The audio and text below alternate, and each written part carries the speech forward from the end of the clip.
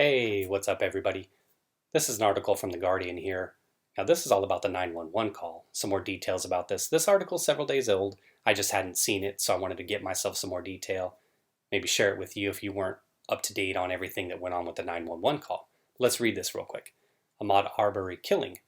Man called 911 to report black male running prior to shooting. Recordings of 911 calls obtained by The Guardian provide details on the moments before a man was shot while jogging in Georgia. Audio recordings of two 911 calls have shed further light on the final moments before Ahmaud Arbery was shot dead by two white men while jogging through a neighborhood outside Brunswick, Georgia.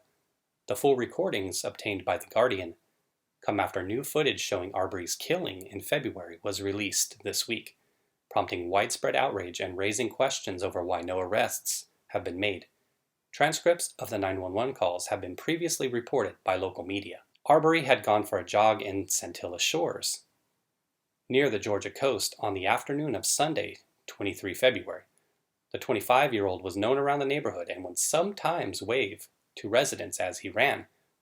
That's interesting. The family was saying that, but do we have information that this is true? Do we have neighbors who know him within that community? That's something that would be of importance, but again, not really material to what ultimately happened, in my opinion. But that day, a series of events unfolded that ended in his killing at the hands of Gregory McMichael, 64, and his son, and his 34-year-old son, Travis McMichael. Lawyers for Arbery's family have said his death was a lynching, because of course it was, and requested it be investigated as a hate crime, because that's what those kind of attorneys do. In one call made at 1:14 p.m., the dispatcher asks for the address and the reason for the call. An unidentified man's voice can be heard responding, I'm out here at I'm out here at Centilla Shores. I couldn't resist. There is a black male running down the street, in an apparent reference to Arbery. In an earlier call at 1:08, a different unidentified person reports a guy in a house right now, a house under construction. The dispatcher asks if the man is breaking into the property, to which the caller responds, no, it's all open, it's under construction.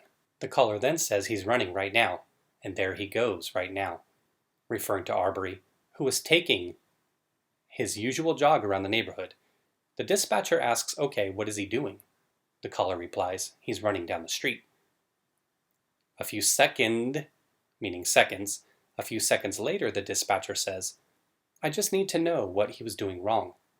Was he just on the premises and not supposed to be? The beginning of his response is garbled, but when the background noise clears, there is no clear answer to the question. The dispatcher ends the call shortly after and says she will send someone to check. At 1:14, the second call is answered at the call center.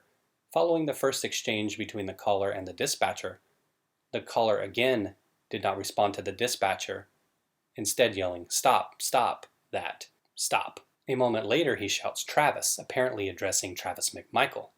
The dispatcher attempts to redirect the man's attention 27 seconds into the call, saying, sir, hello, sir, but does not receive an answer. The 911 call continues to record for nearly 5 minutes. Authorities have not released the identities of the caller. No one has been charged in the case. Now, based on this, it seems like it would be the McMichaels that were the ones making the two calls, both the one at 1:08 and 1:14. That seems logical. Maybe I'm missing something, but it seems like they're the ones that were on the call. Obviously, the second call, the one at 1:14.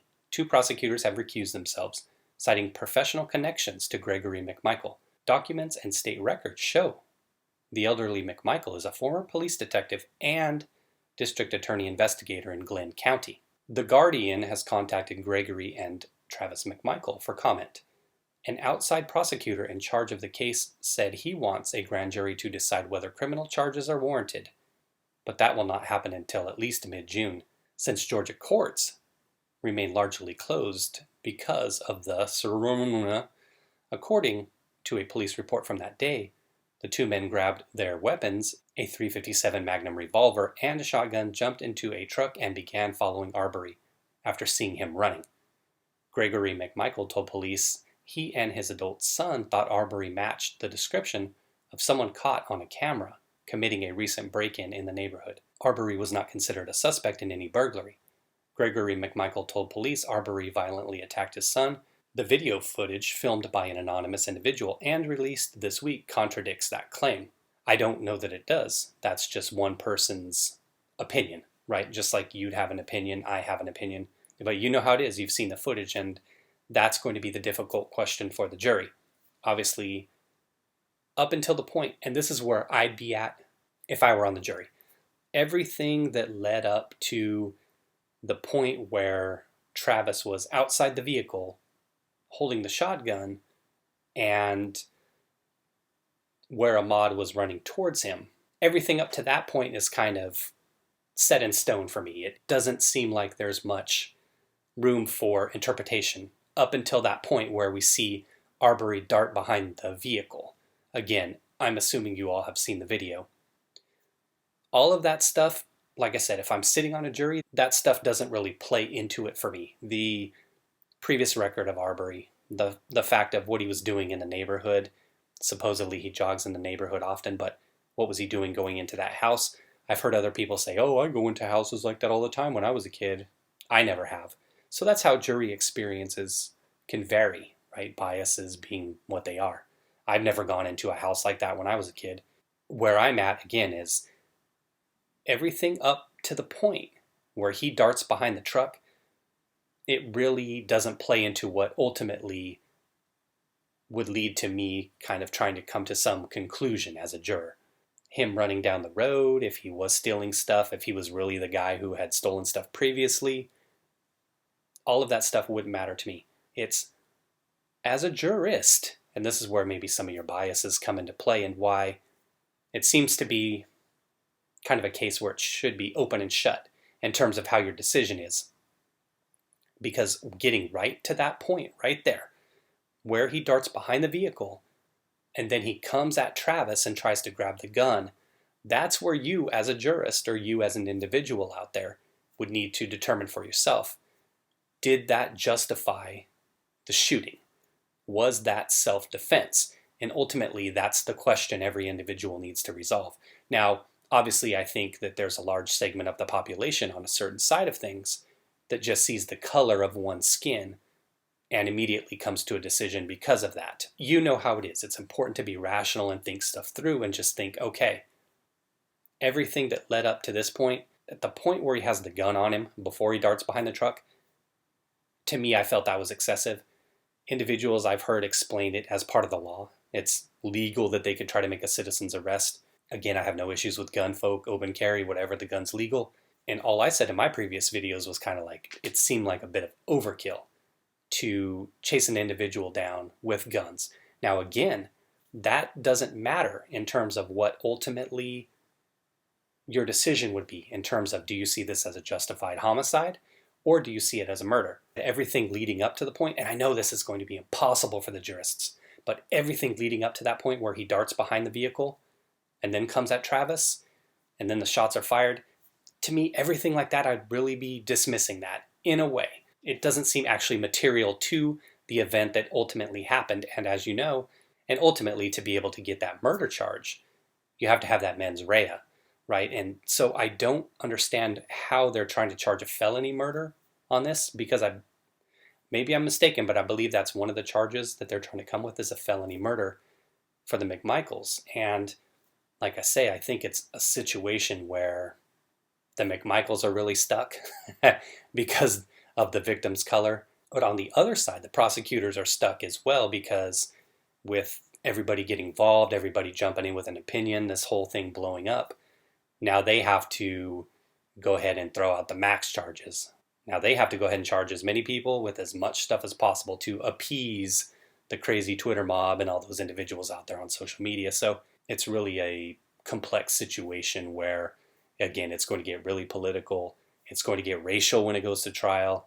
The McMichaels are probably going to get death threats. The prosecutor, if they fail to get that murder conviction, are probably going to get death threats. It's a really hairy situation, in my opinion. Georgia law says a person can kill in self-defense only if he or she reasonably believes that such force is necessary to prevent death or great bodily injury, or to prevent the commission of a forcible felony.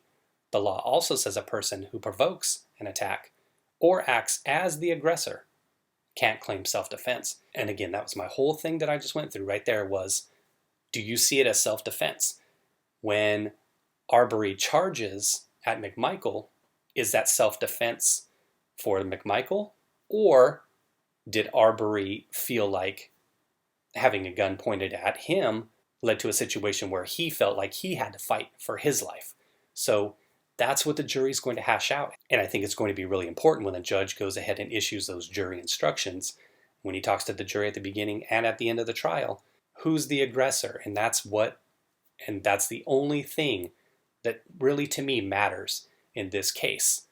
Who was seen as the aggressor? And that's why I'm saying everything that led up to that didn't matter. Them chasing after him in the truck, them trying to get him to stop, any crimes he may have committed in the past, anything he potentially was going to do that day before he got scared off, to me that doesn't matter.